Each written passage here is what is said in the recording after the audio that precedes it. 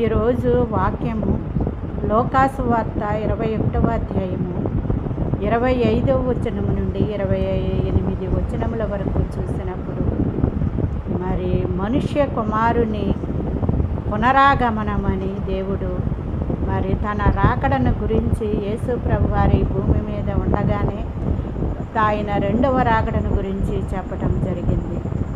మరి లోకాసు వార్త 21వ అధ్యాయం 25 వచనంలో 25 నుండి చెప్పడమే కాకోకుండా మరి మత్తయి సువార్త 24వ అధ్యాయము 29వ వచనము నుండి 31వ వచనముల వరకు, అలాగే మార్కు సువార్త 13వ అధ్యాయము 24వ వచనము నుండి 27 వచనముల వరకు మరి ఆయన రాకడను గురించి చెప్పటం, 3 సువార్తలలో ఆయన రాకడను గురించి చెప్పటం జరిగిందండి. కాబట్టి ముందుగా లోకాసు వార్త 21వ అధ్యాయం 25వ వచనాన్ని చూద్దాం. సూర్యచంద్ర నక్షత్రములలో సూచనలు కనిపించును. అంటే ఆయన రాకడకు ముందు సూర్యుడు కంబళి వలె నలుపవుతాడని, మరి చంద్రుడు రక్తవర్ణముగా మారిపోతాడని, ఆకాశంలో ఉన్న నక్షత్రాలన్నీ మరి భూమి మీద రాలిపోతాయని, ఈ సూచనలు కనిపించినప్పుడు ఆయన రాకడ సిద్ధముగా ఉన్నదని తెలుసుకోవాలని ఇక్కడ దేవుడు మొదటి సూచనగా మనకి హెచ్చరించాడు.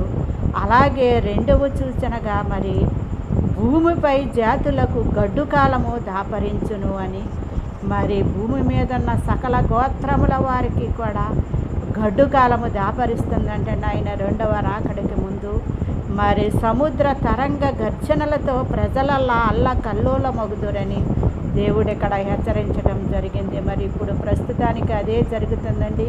సముద్ర తరంగముల గర్జనలతో ప్రజలల్లా మరి అల్లకల్లోలమైపోతున్నారండి.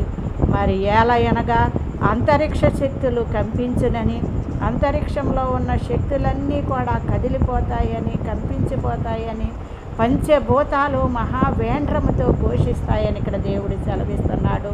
మరి అలాగే మరి ప్రజలు ప్రపంచమున సంభవించు విపత్తుల వల్ల భయము చే తమ ధైర్యమును కోల్పోదురు.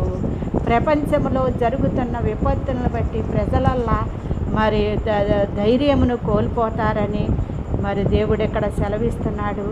మరి అలాగే అప్పుడు మనుష్య కుమారుడు శక్తితోనూ మహామహిమతోనూ ఆకాశమున మేఘారూఢుడై వచ్చుట చూచెదరు. అప్పుడు మనుష్య కుమారుడు అంటే యేసు ప్రభువారు మహామహిమతోనూ మహాశక్తితోనూ మరి మనుష్య కుమారుడు ఆకాశమున